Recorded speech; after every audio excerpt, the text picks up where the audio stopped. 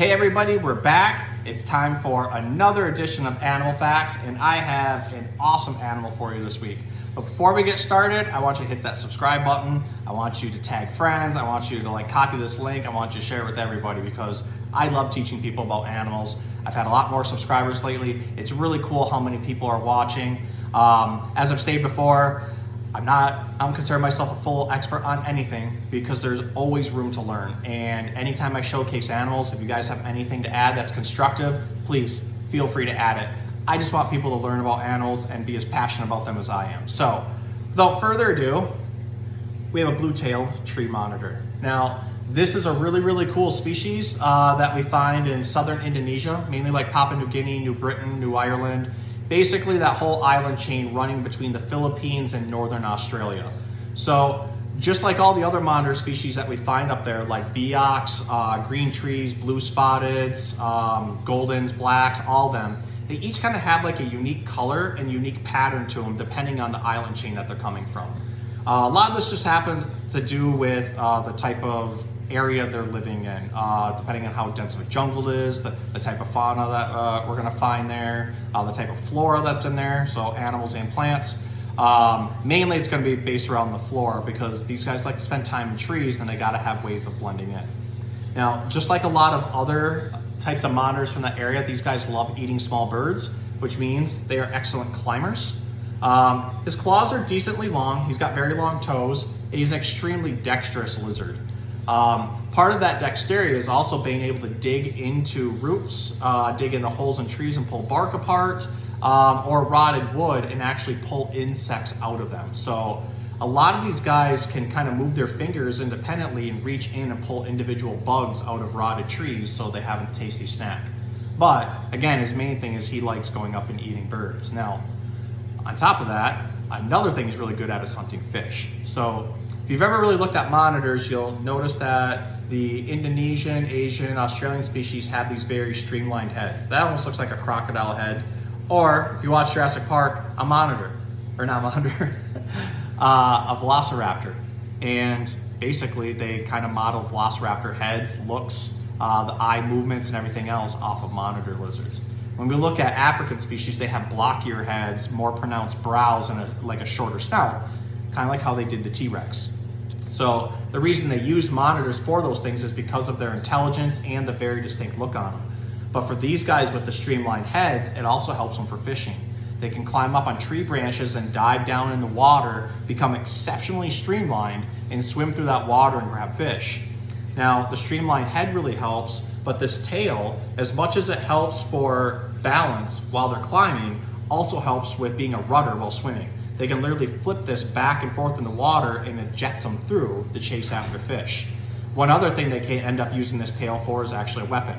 So like most larger lizards, if they get really defensive, they'll start whipping their tail at whatever's coming near them. And this tail can actually cause a lot of damage. On one this size, maybe not so much, it's gonna sting a lot, but a full grown one might actually be able to cut you open. Now, monitors have always been my favorite animals to train. And from working in this pet store years and years ago to being a zookeeper for 8 years and then back into here, monitors are still my favorite things to work with because of the intelligence. When you're working with them, whether it's giving them enrichment, whether it's target training them, A to B training or tripoding or anything like that, or I even trained some to climb ladders, you can see them working out the problem. The same way he's looking at me right now, sounds anthropomorphic, like we're trying to put human traits on, but you can literally see it in his eyes that he's working something out. And those of you who have worked with larger lizards before, you know that's true. You've watched the things that they can do, you've seen how they've learned. I've had various monitor species watch how lock systems work, especially if you have a swivel lock on a door. The minute you walk away, they jump up and they're grabbing that lock and pulling it down. When I was working with juvenile Komodos, they were learning how to open up the doors if I had them open a crack by putting like one hand on the wall and using their snout, swinging the door open, and then just walking away.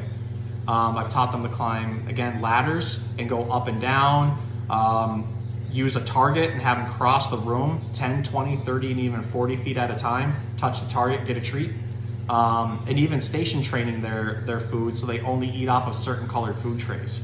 These guys are just amazingly intelligent. It's a lot like working with a scaly dog, only maybe not as stubborn, but it really kind of depends on the scenario. If they really don't want to learn something, it's not that they can't, it's just that they don't want to. Kind of like working with a bulldog.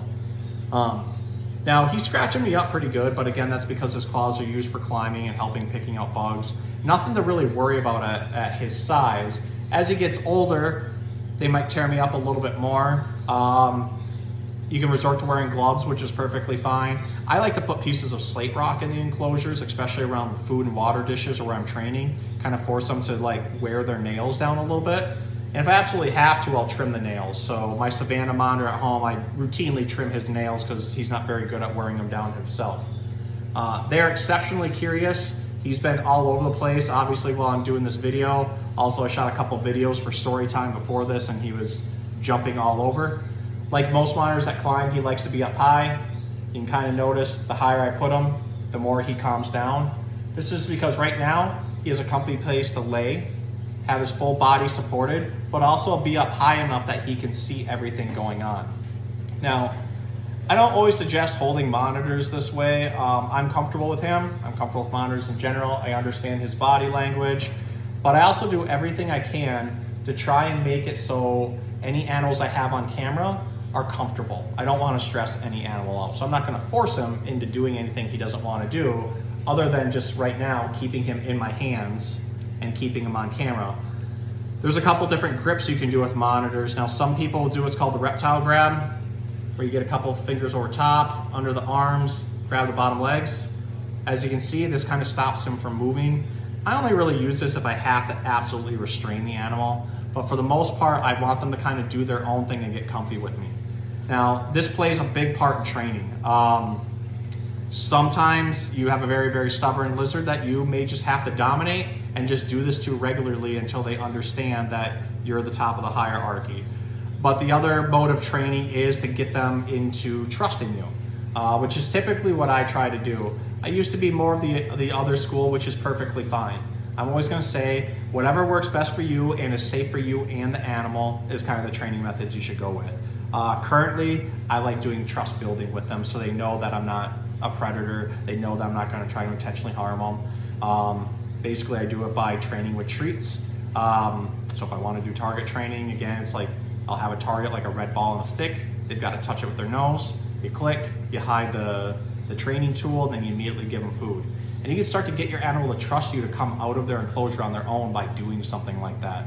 So it also works with tong feeding. I feed my Savannah monitor off of tongs. He's to a point where he knows if my hands go in that cage, but there's no tongs, he doesn't care. Doesn't even think twice about it, and I pick him right up. If he sees those tongs, that is his cue that food is coming. So I've conditioned him to know that tongs mean food. So now that he's used to that, I'll then go into a target and start to get that target associated with the training, and then food comes with the tongs. So they're smart enough to understand these things. It just takes a little bit of time, and especially depending on the monitor. So this is a really cool species. This is actually my first time dealing with this species. We've had him here at Proofs since Tinley Park. We've been working with him every day, getting him used to tongs, getting him used to walking on people. Only the first couple days, because of stress, was he a little bit aggressive, but other than that, you can see he's a very, very curious lizard. Like I said, you just kind of give him the modes of operation to get him used to doing the things you want to do, like natural behaviors. I love watching them climb. I like giving them bird perches to get up and over. Sometimes vines and netting really work well. I just worry about their nails getting caught, but bird perches work out really, really well for these guys to have some natural enrichment for basking. You can give them baths in your bathtub, which is a really cool enrichment idea. One, it helps them hydrate, helps get shed off, but as long as that water's dechlorinated and right temperature, not is it good for bathing for them. But you can throw some feeder fish in there and watch them literally swim around and grab them. I've had a water monitor in the past that loved to climb up the shower curtain and then dive down into the bathtub to grab his food. So main thing with these guys is making sure you're not giving them a lot of fatty stuff. Hardly ever do I really put rodents into a monitor's diet. Few and far between. Even with my big Savannah monitor, it might be once every few months I'll give them a mouse. Other than that, it's raw chicken, it's cockroaches, earthworms, eggs, both raw, hard-boiled, and scrambled. just really, really lean proteins with not a lot of fat. Most monitor species aren't used to finding a lot of fat out in the wild, and they can develop health issues, heart and kidney disease and fatty liver and kidney stones, just basically anything that we can get from not eating a correct diet. So you just want to make sure you're sticking to lean stuff.